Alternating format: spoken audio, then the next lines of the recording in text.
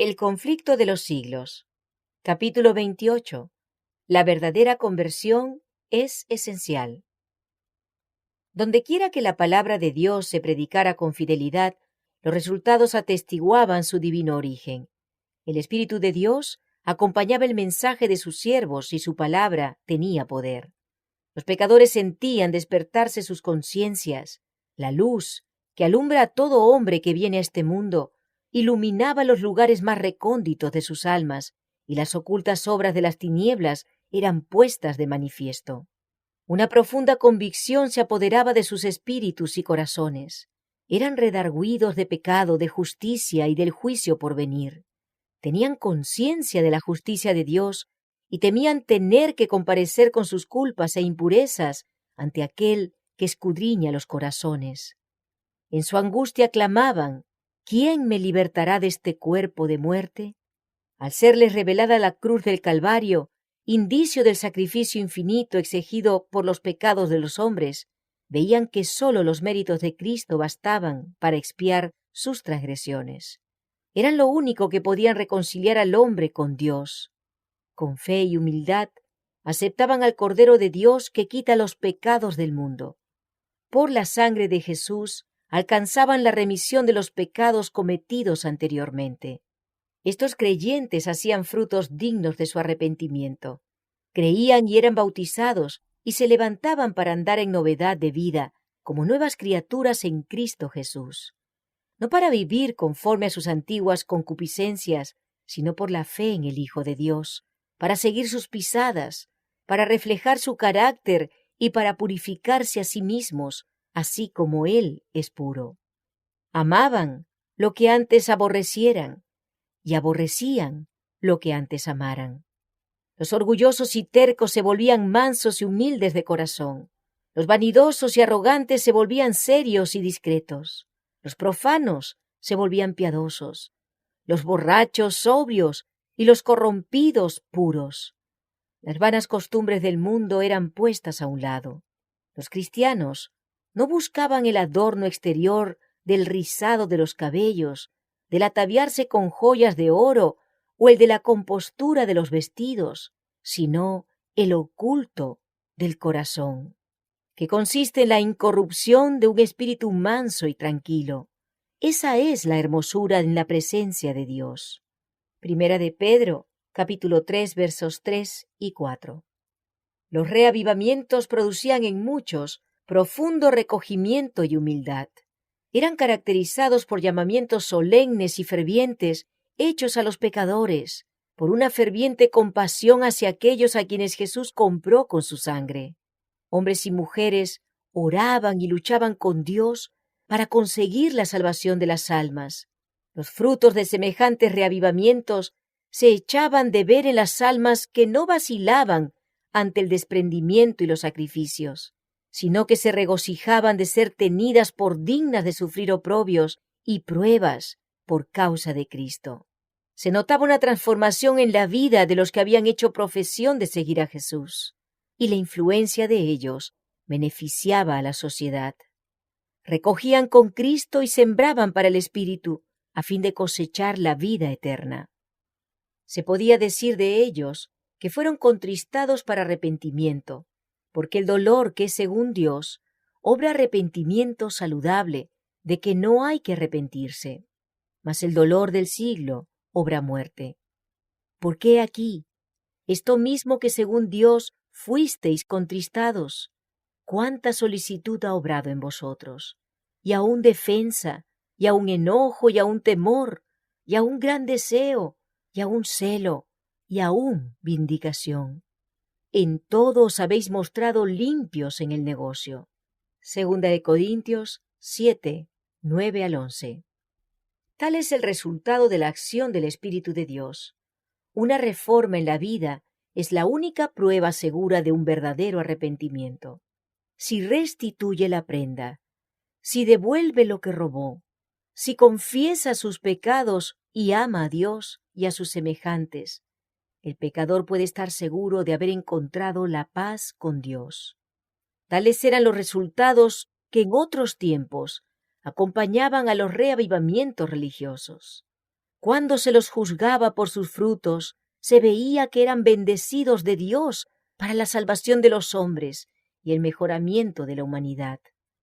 Pero muchos de los reavivamientos de los tiempos modernos han presentado un notable contraste con aquellas manifestaciones de la gracia divina que en épocas anteriores acompañaban los trabajos de los siervos de Dios. Es verdad que despiertan gran interés, que muchos se dan por convertidos y aumenta en gran manera el número de los miembros de la Iglesia. No obstante, los resultados no son tales que nos autoricen para creer que haya habido un aumento correspondiente de verdadera vida espiritual. La llama que alumbra un momento se apaga pronto y deja la oscuridad más densa que antes. Los avivamientos populares son provocados demasiado a menudo por llamamientos a la imaginación, que excitan las emociones y satisfacen la inclinación por lo nuevo y extraordinario. Los conversos ganados de este modo manifiestan poco deseo de escuchar la verdad bíblica y poco interés en el testimonio de los profetas y apóstoles. El servicio religioso que no revista un carácter un tanto sensacional no tiene atractivo para ellos.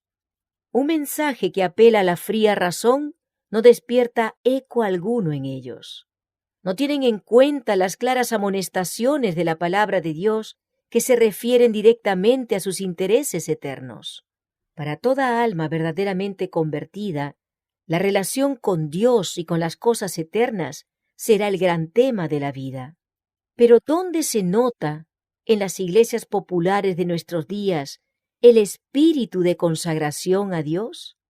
Los conversos no renuncian a su orgullo ni al amor del mundo. No están más dispuestos a negarse a sí mismos, a llevar la cruz y a seguir al manso y humilde Jesús que antes de su conversión. La religión se ha vuelto objeto de burla de los infieles y escépticos, debido a que tantos de los que la profesan ignoran sus principios. El poder de la piedad ha desaparecido casi enteramente de muchas de las iglesias.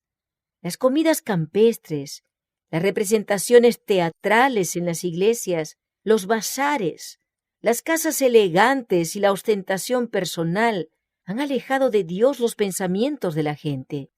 Tierras y bienes y ocupaciones mundanas llenan el espíritu, mientras que las cosas de interés eterno se consideran apenas dignas de atención. A pesar del decaimiento general de la fe y de la piedad, hay en esas iglesias verdaderos discípulos de Cristo. Antes que los juicios de Dios caigan finalmente sobre la tierra, habrá entre el pueblo del Señor un avivamiento de la piedad primitiva, cual no se ha visto nunca desde los tiempos apostólicos. El Espíritu y el poder de Dios serán derramados sobre sus hijos. Entonces, muchos se separarán de esas iglesias en las cuales el amor de este mundo ha suplantado al amor de Dios y de su palabra. Muchos, tanto ministros como laicos, aceptarán gustosamente esas grandes verdades que Dios ha hecho proclamar en este tiempo, a fin de preparar un pueblo para la segunda venida del Señor. El enemigo de las almas desea impedir esta obra, y antes que llegue el tiempo para que se produzca tal movimiento, tratará de evitarlo introduciendo una falsa imitación. Hará aparecer como que la bendición especial de Dios es derramada sobre las iglesias que pueda colocar bajo su poder seductor. Allí se manifestará lo que se considerará como un gran interés por lo religioso. Multitudes se alegrarán de que Dios esté obrando maravillosamente en su favor, cuando en realidad la obra provendrá de otro espíritu. Bajo un disfraz religioso, Satanás tratará de extender su influencia sobre el mundo cristiano. En muchos de los despertamientos religiosos que se han producido durante el último medio siglo, se han dejado sentir, en mayor o menor grado, las mismas influencias que se ejercerán en los movimientos venideros más extensos. Hay una agitación emotiva, mezcla de lo verdadero con lo falso, muy apropiada para extraviar a uno. No obstante, nadie necesita ser seducido. A la luz de la palabra de Dios, no es difícil determinar la naturaleza de estos movimientos. Dondequiera que los hombres descuiden el testimonio de la Biblia y se alejen de las verdades claras que sirven para probar el alma y que requieren abnegación y desprendimiento del mundo, podemos estar seguros de que Dios no dispensa allí sus bendiciones. Y al aplicar la regla que Cristo mismo dio, por sus frutos los conoceréis, resulta evidente que estos movimientos no son obras del Espíritu de Dios. En las verdades de su palabra, Dios ha dado a los hombres una revelación de sí mismo, y a todos los que las aceptan les sirven de escudo contra los engaños de Satanás. El descuido en que se tuvieron estas verdades fue lo que abrió la puerta a los males que se están propagando ahora tanto en el mundo religioso. Se ha perdido de vista en sumo grado la naturaleza e importancia de la ley de Dios. Un concepto falso del carácter perpetuo y obligatorio de la ley divina ha hecho incurrir en errores respecto a la conversión y santificación, y como resultado se ha rebajado el nivel de la piedad en la Iglesia. En esto reside el secreto de la ausencia del Espíritu y poder de Dios en los despertamientos religiosos de nuestros tiempos. Hay en las diversas denominaciones hombres eminentes por su piedad que reconocen y deploran este hecho. El profesor Eduardo A. Park, al exponer los peligros religiosos corrientes, dice acertadamente: una de las fuentes de peligros es el hecho de que los predicadores insisten muy poco en la ley divina. En otro tiempo el púlpito era eco de la voz de la conciencia.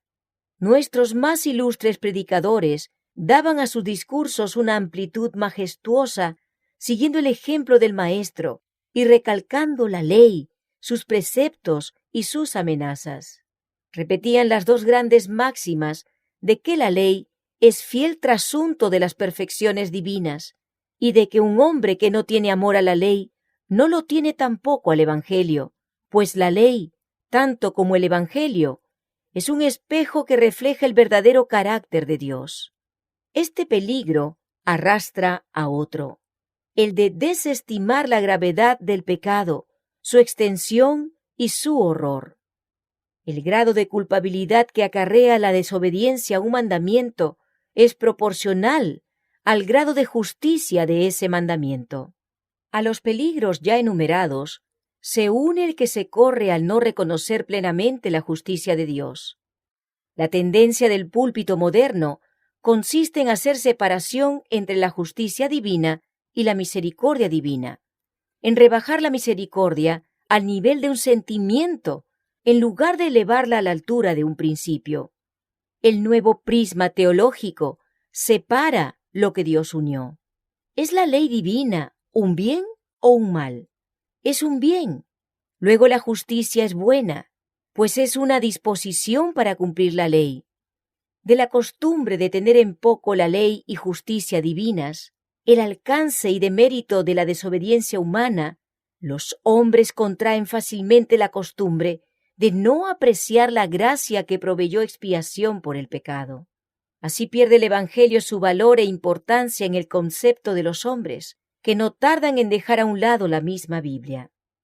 Muchos maestros en religión aseveran que Cristo abolió la ley por su muerte y que desde entonces los hombres se ven libres de sus exigencias. Algunos la representan como yugo enojoso y en contraposición con la esclavitud de la ley, presentan la libertad de que se debe gozar bajo el Evangelio. Pero no es así como los profetas y los apóstoles consideraron la santa ley de Dios. David dice: «Y andaré con libertad, porque he buscado tus preceptos». Salmo 119, verso 45. El apóstol Santiago, que escribió después de la muerte de Cristo, habla del decálogo como de la ley real y de la ley perfecta, la ley de libertad. Santiago 2, 8 y 1:25. Y el vidente de Patmos, medio siglo después de la crucifixión, pronuncia una bendición sobre los que guardan sus mandamientos, para que su potencia sea en el árbol de la vida y entren por las puertas en la ciudad. Apocalipsis capítulo 22, verso 14. El aserto de que Cristo abolió con su muerte la ley de su Padre no tiene fundamento. Si hubiese sido posible cambiar la ley o abolirla, entonces Cristo no habría tenido por qué morir para salvar al hombre de la penalidad del pecado. La muerte de Cristo, lejos de abolir la ley, prueba que es inmutable. El Hijo de Dios vino para engrandecer la ley y hacerla honorable. Isaías 42:21. Él dijo: «No penséis que vine a invalidar la ley. Hasta que pasen el cielo y la tierra, ni siquiera una jota, ni un tilde pasará de la ley». Mateo 5:17 y 18. Y con respecto a sí mismo declara: «Me complazco en hacer tu voluntad, oh Dios mío, y tu ley está en medio de mi corazón». Salmo 48. La ley de Dios por su naturaleza misma es inmutable. Es una revelación de la voluntad y del carácter de su autor. Dios es amor, y su ley es amor. Sus dos grandes principios son el amor a Dios y al hombre. El amor, pues, es el cumplimiento de la ley. El carácter de Dios es justicia y verdad. Tal es la naturaleza de su ley. Dice el salmista: «Tu ley es la verdad. Todos tus mandamientos son justos». Y el apóstol Pablo declara: «La ley es santa, y el mandamiento santo y justo y bueno». Romanos 7:12. Semejante ley, expresión del pensamiento y de la voluntad de Dios, debe ser tan duradera como su autor. Es obra de la conversión y de la santificación reconciliar a los hombres con Dios, poniéndolos de acuerdo con los principios de su ley. Al principio, el hombre fue creado a la imagen de Dios. Estaba en perfecta armonía con la naturaleza y la ley de Dios. Los principios de justicia estaban grabados en su corazón. Pero el pecado le separó de su Hacedor. Ya no reflejaba más la imagen divina. Su corazón estaba en guerra con los principios de la ley de Dios.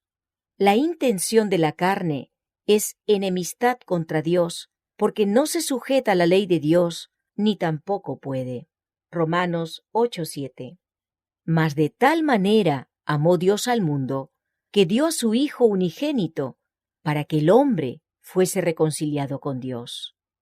Por los méritos de Cristo puede restablecerse la armonía entre el hombre y su Creador. Su corazón debe ser renovado por la gracia divina. Debe recibir nueva vida de lo alto. Este cambio es el nuevo nacimiento, sin el cual, según expuso Jesús, nadie puede ver el reino de Dios. El primer paso hacia la reconciliación con Dios es la convicción del pecado. El pecado es transgresión de la ley. Por la ley es el conocimiento del pecado.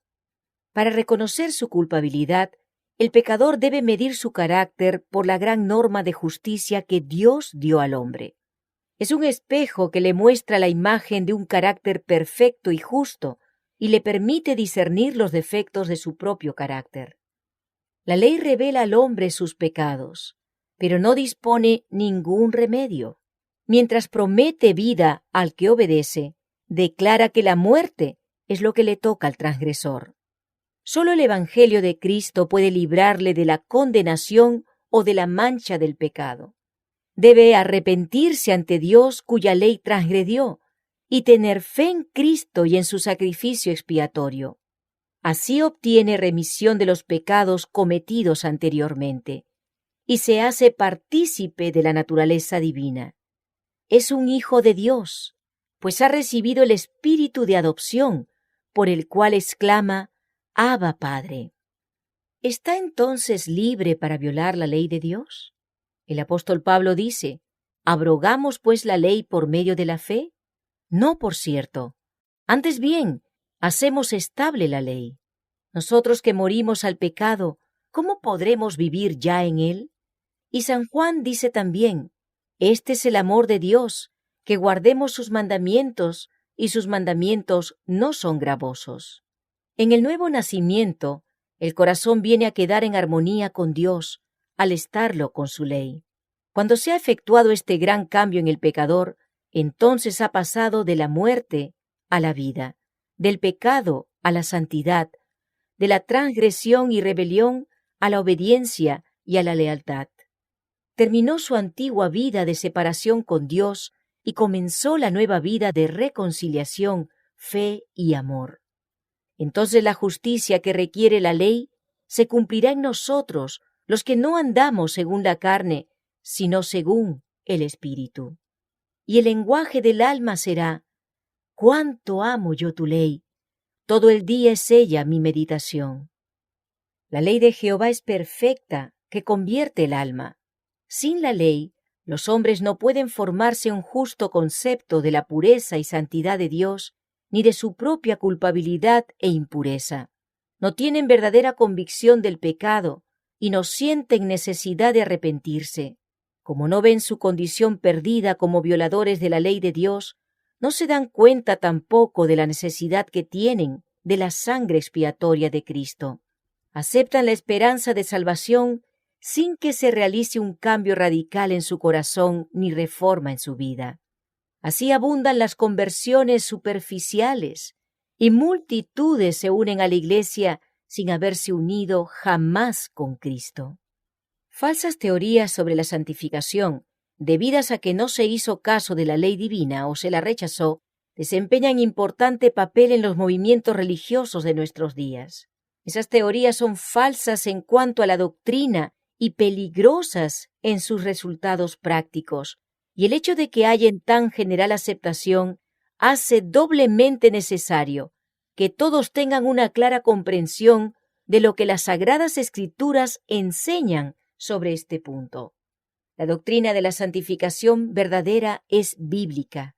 El apóstol Pablo, en su carta a la iglesia de Tesalónica, declara: «Esta es la voluntad de Dios, es a saber, vuestra santificación». Y ruega así: «El mismo Dios de paz os santifique del todo». La Biblia enseña claramente lo que es la santificación y cómo se puede alcanzarla. El Salvador oró por sus discípulos: «Santifícalos con la verdad. Tu palabra es la verdad». Y San Pablo enseña que los creyentes deben ser santificados por el Espíritu Santo. ¿Cuál es la obra del Espíritu Santo? Jesús dijo a sus discípulos: «Cuando viniere aquel, el Espíritu de verdad, Él os guiará al conocimiento de toda la verdad». Y el salmista dice: «Tu ley es la verdad». Por la palabra y el Espíritu de Dios quedan de manifiesto ante los hombres los grandes principios de justicia encerrados en la ley divina. Y ya que la ley de Dios es santa, justa y buena, un trasunto de la perfección divina, resulta que el carácter formado por la obediencia a esa ley será santo. Cristo es ejemplo perfecto de semejante carácter. Él dice: «He guardado los mandamientos de mi Padre. Hago siempre las cosas que le agradan».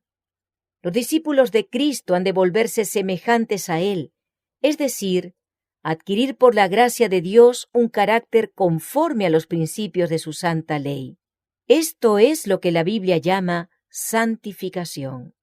Esta obra no se puede realizar sino por la fe en Cristo, por el poder del Espíritu de Dios que habita en el corazón. San Pablo amonesta a los creyentes: «Ocupaos en vuestra salvación con temor y temblor, porque Dios es el que en vosotros obra así el querer como el hacer por su buena voluntad». El cristiano sentirá las tentaciones del pecado, pero luchará continuamente contra él. Aquí es donde se necesita la ayuda de Cristo. La debilidad humana se une con la fuerza divina y la fe exclama: «A Dios gracias, que nos da la victoria por el Señor nuestro Jesucristo». Las Santas Escrituras enseñan claramente que la obra de la santificación es progresiva. Cuando el pecador encuentra en la conversión la paz con Dios por la sangre expiatoria, la vida cristiana no ha hecho más que empezar. Ahora debe llegar al estado de hombre perfecto, crecer a la medida de la estatura de la plenitud de Cristo. El apóstol San Pablo dice: «Una cosa hago, olvidando ciertamente lo que queda atrás y extendiéndome a lo que está delante, prosigo al blanco, al premio de la soberana vocación de Dios en Cristo Jesús. Y San Pedro nos presenta los peldaños por los cuales se llega a la santificación de que habla la Biblia. Poniendo de vuestra parte todo empeño, añadid a vuestra fe el poder, y al poder la ciencia, y a la ciencia la templanza, y a la templanza la paciencia, y a la paciencia la piedad, y a la piedad fraternidad, y a la fraternidad amor. Porque si hacéis estas cosas, no tropezaréis nunca. Segunda de Pedro, capítulo 1, versos 5 al 10. Los que experimenten la santificación de que habla la Biblia manifestarán un espíritu de humildad. Como Moisés, contemplaron la terrible majestad de la santidad y se dan cuenta de su propia indignidad en contraste con la pureza y alta perfección del Dios infinito. El profeta Daniel fue ejemplo de verdadera santificación. Llenó su larga vida del noble servicio que rindió a su maestro. Era un hombre muy amado en el cielo. Sin embargo, en lugar de prevalerse de su pureza y santidad, este profeta tan honrado de Dios se identificó con los mayores pecadores de Israel cuando intercedió cerca de Dios en favor de su pueblo. No derramamos nuestros ruegos ante tu rostro a causa de nuestras justicias, sino a causa de tus grandes compasiones. Hemos pecado, hemos obrado impíamente. Él declara: yo estaba hablando y orando y confesando mi pecado y el pecado de mi pueblo. Y cuando más tarde el Hijo de Dios apareció para instruirle, Daniel dijo: mi lozanía se me demudó en palidez de muerte, y no retuve fuerza alguna. Cuando Job oyó la voz del Señor de entre el torbellino, exclamó: me aborrezco y me arrepiento en el polvo y la ceniza. Cuando Isaías contempló la gloria del Señor y oyó a los querubines que clamaban: Santo, Santo, Santo es Jehová de los ejércitos, dijo abrumado: ¡ay de mí, pues soy perdido! Después de haber sido arrebatado hasta el tercer cielo y haber oído cosas que no le es dado al hombre expresar, San Pablo habló de sí mismo como del más pequeño de todos los santos. Y el amado Juan, el que había descansado en el pecho de Jesús y contemplado su gloria, fue el que cayó como muerto a los pies del ángel. No puede haber glorificación de sí mismo, ni arrogantes pretensiones de estar libre de pecado, por parte de aquellos que andan a la sombra de la cruz del Calvario. Harta cuenta se dan de que fueron sus pecados los que causaron la agonía del Hijo de Dios y destrozaron su corazón. Y este pensamiento les inspira profunda humildad. Los que viven más cerca de Jesús son también los que mejor ven la fragilidad y culpabilidad de la humanidad, y su sola esperanza se cifra en los méritos de un Salvador crucificado y resucitado. La santificación, tal cual la entiende ahora el mundo religioso en general, lleva en sí misma un germen de orgullo espiritual y de menosprecio de la ley de Dios, que nos la presenta como del todo ajena a la religión de la Biblia. Sus defensores enseñan que la santificación es una obra instantánea, por la cual mediante la fe solamente alcanzan perfecta santidad. Tan solo creed, dicen, y la bendición es vuestra. Según ellos, no se necesita mayor esfuerzo de parte del que recibe la bendición. Al mismo tiempo niegan la autoridad de la ley de Dios y afirman que están dispensados de la obligación de guardar los mandamientos. Pero ¿será acaso posible que los hombres sean santos y concuerden con la voluntad y el modo de ser de Dios, sin ponerse en armonía con los principios que expresan su naturaleza y voluntad y enseñan lo que le agrada? El deseo de llevar una religión fácil, que no exija luchas ni desprendimiento ni ruptura con las locuras del mundo, ha hecho popular la doctrina de la fe y de la fe sola. ¿Pero qué dice la palabra de Dios? El apóstol Santiago dice: hermanos míos, ¿qué aprovechará si alguno dice que tiene fe y no tiene obras? ¿Podrá la fe salvarle? ¿Mas quieres saber, hombre vano, que la fe sin obras es muerta? ¿No fue justificado por las obras Abraham nuestro padre cuando ofreció a su hijo Isaac sobre el altar? ¿No ves que la fe obró con sus obras y que la fe fue perfecta por las obras? ¿Veis pues que el hombre es justificado por las obras y no solamente por la fe? Santiago capítulo 2, versos 14 al 24. El testimonio de la palabra de Dios se opone a esta doctrina seductora de la fe sin obras. No es fe pretender el favor del cielo sin cumplir las condiciones necesarias para que la gracia sea concedida. Es presunción, pues la fe verdadera se funda en las promesas y disposiciones de las Sagradas Escrituras. Nadie se engaña a sí mismo creyendo que pueda volverse santo mientras viole premeditadamente uno de los preceptos divinos. Un pecado cometido deliberadamente acalla la voz atestiguadora del Espíritu y separa al alma de Dios. El pecado es transgresión de la ley, y todo aquel que peca no le ha visto ni le ha conocido. Aunque San Juan habla mucho del amor en sus epístolas, no vacila en poner de manifiesto el verdadero carácter de esa clase de personas que pretenden ser santificadas y seguir transgrediendo la ley de Dios. El que dice, yo le conozco, y no guarda sus mandamientos, es mentiroso, y no hay verdad en él. Mas el que guarda su palabra, verdaderamente en éste se ha perfeccionado el amor de Dios. Esta es la piedra de toque de toda profesión de fe. No podemos reconocer como santo a ningún hombre sin haberle comparado primero con la sola regla de santidad que Dios haya dado en el cielo y en la tierra. Si los hombres no sienten el peso de la ley moral, si empequeñecen y tienen en poco los preceptos de Dios, si violan el menor de estos mandamientos y así enseñan a los hombres, no serán estimados ante el cielo, y podemos estar seguros de que sus pretensiones no tienen fundamento alguno. Y la aserción de estar sin pecado constituye de por sí una prueba de que el que tal asevera dista mucho de ser santo. Es porque no tiene un verdadero concepto de lo que es la pureza y santidad infinita de Dios, ni de lo que deben ser los que han de armonizar con su carácter. Es porque no tiene verdadero concepto de la pureza y perfección suprema de Jesús, ni de la maldad y horror del pecado, por lo que el hombre puede creerse santo. Cuanto más lejos esté de Cristo y más yerre acerca del carácter y los pedidos de Dios, más justo se cree.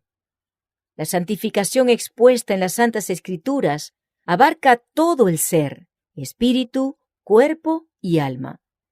San Pablo rogaba por los tesalonicenses que su ser entero, espíritu y alma y cuerpo, fuese guardado y presentado irreprensible en el advenimiento de nuestro Señor Jesucristo. Y vuelve a escribir a los creyentes: Os ruego, pues, hermanos, por las compasiones de Dios, que le presentéis vuestros cuerpos como sacrificio vivo, santo, acepto a Dios. En tiempos del antiguo Israel, toda ofrenda que se traía a Dios era cuidadosamente examinada.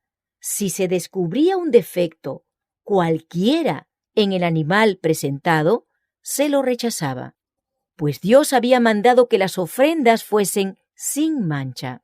Así también se pide a los cristianos que presenten sus cuerpos en sacrificio vivo, santo, acepto a Dios. Para ello, todas sus facultades deben conservarse en la mejor condición posible. Toda costumbre que tienda a debilitar la fuerza física o mental incapacita al hombre para el servicio de su Creador. ¿Y se complacerá Dios con menos de lo mejor que podamos ofrecerle? Cristo dijo: Amarás al Señor tu Dios de todo tu corazón. Los que aman a Dios de todo corazón desearán darle el mejor servicio de su vida y tratarán siempre de poner todas las facultades de su ser en armonía con las leyes, que aumentarán su aptitud para hacer su voluntad. No debilitarán ni mancharán la ofrenda que presentan a su Padre Celestial, abandonándose a sus apetitos o pasiones. San Pedro dice: Os ruego que os abstengáis de las concupiscencias carnales, las cuales guerrean contra el alma. Toda concesión hecha al pecado tiende a entorpecer las facultades y a destruir el poder de percepción mental y espiritual, de modo que la palabra o el Espíritu de Dios ya no puedan impresionar sino débilmente el corazón. San Pablo escribe a los Corintios: limpiémonos de toda inmundicia de carne y de espíritu, perfeccionando la santificación en temor de Dios. Y entre los frutos del Espíritu, amor, gozo, paz, longanimidad, benignidad, bondad, fidelidad, mansedumbre, clasifica la templanza. Gálatas 5:22 y 23. A pesar de estas inspiradas declaraciones, ¿cuántos cristianos de profesión están debilitando sus facultades en la búsqueda de ganancias o en el culto que tributan a la moda? ¿Cuántos están envileciendo en su ser la imagen de Dios con la glotonería, las bebidas espirituosas, los placeres ilícitos? Y la Iglesia, en lugar de reprimir el mal, demasiado a menudo lo fomenta, apelando a los apetitos, al amor del lucro y de los placeres para llenar su tesoro, que el amor a Cristo es demasiado débil para colmar. Si Jesús entrase en las iglesias de nuestros días y viese los festejos y el tráfico impío que se practica en nombre de la religión, ¿no arrojaría acaso a esos profanadores, como arrojó del templo a los cambiadores de moneda? El apóstol Santiago declara que la sabiduría que desciende de arriba es primeramente pura. Si se hubiese encontrado con aquellos que pronuncian el precioso nombre de Jesús con labios manchados por el tabaco, con aquellos cuyo aliento y persona están contaminados por sus fétidos olores y que infestan el aire del cielo y obligan a todos los que les rodean a aspirar el veneno, si el apóstol hubiese entrado en contacto con un hábito tan opuesto a la pureza del Evangelio, ¿no lo habría acaso estigmatizado como terreno, animal, diabólico? Los esclavos del tabaco, pretendiendo gozar de las bendiciones de la santificación completa, hablan de su esperanza de ir a la gloria, pero la palabra de Dios declara positivamente que no entrará en ella ninguna cosa sucia. Apocalipsis 21:27. ¿O ignoráis que vuestro cuerpo es templo del Espíritu Santo, el cual está en vosotros, el cual tenéis de Dios, y que no sois vuestros? Porque comprados sois con precio. Glorificad pues a Dios en vuestro cuerpo. Aquel cuyo cuerpo es el templo del Espíritu Santo no se dejará esclavizar por ningún hábito pernicioso. Sus facultades pertenecen a Cristo, que le compró con precio de sangre. Sus bienes son del Señor. ¿Cómo podrá quedar sin culpa si dilapida el capital que se le confió? Hay cristianos de profesión que gastan al año ingentes cantidades en goces inútiles y perniciosos, mientras muchas almas perecen por falta de la palabra de Dios. Roban a Dios en los diezmos y ofrendas, mientras consumen en aras de la pasión destructora más de lo que dan para socorrer a los pobres o para el sostenimiento del Evangelio. Si todos los que hacen profesión de seguir a Cristo estuviesen verdaderamente santificados, en lugar de gastar sus recursos en placeres inútiles y hasta perjudiciales, los invertirían en el tesoro del Señor, y los cristianos darían un ejemplo de temperancia, abnegación y sacrificio de sí mismos. Serían entonces la luz del mundo. El mundo está entregado a la sensualidad. La concupiscencia de la carne y la concupiscencia de los ojos y la soberbia de la vida gobiernan las masas del pueblo. Pero los discípulos de Cristo son llamados a una vida santa. Salid de en medio de ellos y apartaos, dice el Señor, y no toquéis lo inmundo. A la luz de la palabra de Dios se justifica el aserto de que la santificación que no produce este completo desprendimiento de los deseos y placeres pecaminosos del mundo no puede ser verdadera. A aquellos que cumplen con las condiciones, salid de en medio de ellos y apartaos, y no toquéis lo inmundo, se refiere la promesa de Dios: yo os recibiré y seré a vosotros Padre, y vosotros me seréis a mí hijos e hijas, dice el Señor Todopoderoso. Es privilegio y deber de todo cristiano tener grande y bendita experiencia de las cosas de Dios. Yo soy la luz del mundo, dice Jesús. El que me sigue no andará en tinieblas, mas tendrá la lumbre de la vida. La senda de los justos es como la luz de la aurora, que va en aumento hasta que el día es perfecto. Cada paso que se da en fe y obediencia pone al alma en relación más íntima con la luz del mundo, en quien no hay ningunas tinieblas. Los rayos luminosos del sol de justicia brillan sobre los siervos de Dios, y éstos deben reflejarlos. Así como las estrellas nos hablan de una gran luz en el cielo, con cuya gloria resplandecen, así también los cristianos deben mostrar que hay en el trono del universo un Dios cuyo carácter es digno de alabanza e imitación. Las gracias de su Espíritu, su pureza y santidad se manifestarán en sus testigos. En su carta a los Colosenses, San Pablo enumera las abundantes bendiciones concedidas a los hijos de Dios.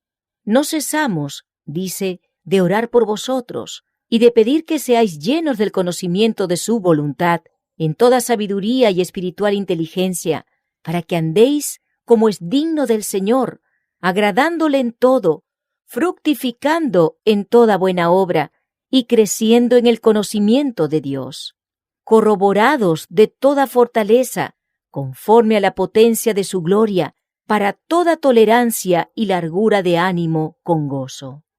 Escribe además respecto a su deseo de que los hermanos de Éfeso logren comprender la grandeza de los privilegios del cristiano.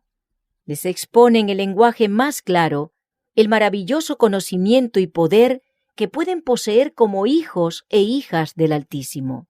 De ellos estaba el que fueran fortalecidos con poder, por medio de su Espíritu en el hombre interior, y arraigados y cimentados en amor, para poder comprender con todos los santos cuál sea la anchura y la longitud y la altura y la profundidad, y conocer el amor de Cristo que sobrepuja a todo conocimiento.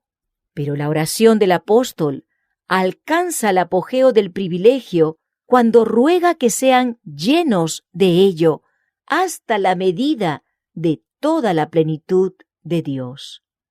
Así se ponen de manifiesto las alturas de la perfección que podemos alcanzar por la fe en las promesas de nuestro Padre Celestial, cuando cumplimos con lo que Él requiere de nosotros. Por los méritos de Cristo tenemos acceso al trono del poder infinito. El que aún a su propio Hijo no perdonó, antes le entregó por todos nosotros. ¿Cómo no nos dará también con Él todas las cosas? El Padre dio a su Hijo su Espíritu sin medida, y nosotros podemos participar también de su plenitud. Jesús dice: pues si vosotros, siendo malos, sabéis dar buenas dádivas a vuestros hijos, ¿cuánto más vuestro Padre Celestial dará el Espíritu Santo a los que lo pidieren de Él? Si algo pidiereis en mi nombre, yo lo haré. Pedid y recibiréis, para que vuestro gozo sea cumplido. Si bien la vida del cristiano ha de ser caracterizada por la humildad, no debe señalarse por la tristeza y la denigración de sí mismo. Todos tienen el privilegio de vivir de manera que Dios los apruebe y los bendiga. No es la voluntad de nuestro Padre Celestial que estemos siempre en condenación y tinieblas. Marchar con la cabeza baja y el corazón lleno de preocupaciones relativas a uno mismo no es prueba de verdadera humildad. Podemos acudir a Jesús y ser purificados, y permanecer ante la ley sin avergonzarnos ni sentir remordimientos. Ahora pues, ninguna condenación hay para los que están en Cristo Jesús, los que no andan conforme a la carne, mas conforme al Espíritu. Por medio de Jesús, los hijos caídos de Adán son hechos hijos de Dios, porque el que santifica y los que son santificados, de uno son todos, por lo cual no se avergüenza de llamarlos hermanos. La vida del cristiano debe ser una vida de fe, de victoria y de gozo en Dios. Todo aquel que es engendrado de Dios vence al mundo. Y esta es la victoria que vence al mundo, a saber, nuestra fe. Con razón declaró Nehemías, el siervo de Dios, el gozo de Jehová es vuestra fortaleza. Y San Pablo dijo, gozaos en el Señor siempre. Otra vez os digo que os gocéis. Estad siempre gozosos. Orad sin cesar. Dad gracias en todo, porque esta es la voluntad de Dios para con vosotros en Cristo Jesús. Tales son los frutos de la conversión y de la santificación según la Biblia. Y es porque el mundo cristiano mira con tanta indiferencia los grandes principios de justicia expuestos en la palabra de Dios, por lo que se ven tan raramente estos frutos. Esta es la razón por la que se ven tan poco de esta obra profunda y duradera del Espíritu de Dios, que caracterizaba los reavivamientos en tiempos pasados. Por medio de la contemplación nos transformamos. Pero como esos sagrados preceptos en los cuales Dios reveló a los hombres su perfección y santidad son tenidos en poco, y el espíritu del pueblo se deja atraer por las enseñanzas y teorías humanas, nada tiene de extraño que en consecuencia se vea un enfriamiento de la piedad viva en la Iglesia. El Señor dice, dejáronme a mí, fuente de agua viva, por cavar para sí cisternas rotas que no detienen aguas. Bienaventurado el varón que no anduvo en consejo de malos. Antes, en la ley de Jehová está su delicia, y en su ley medita de día y de noche. Y será como el árbol plantado junto a arroyos de aguas, que da su fruto en su tiempo y su hoja no cae, y todo lo que hace prosperará. Solo en la medida en que la ley de Dios sea repuesta en el lugar que le corresponde, habrá un avivamiento de la piedad y fe primitivas entre los que profesan ser su pueblo. Así dijo Jehová, paraos en los caminos, y mirad y preguntad por las sendas antiguas, cuál sea el buen camino, y andad por él, y hallaréis descanso para vuestra alma.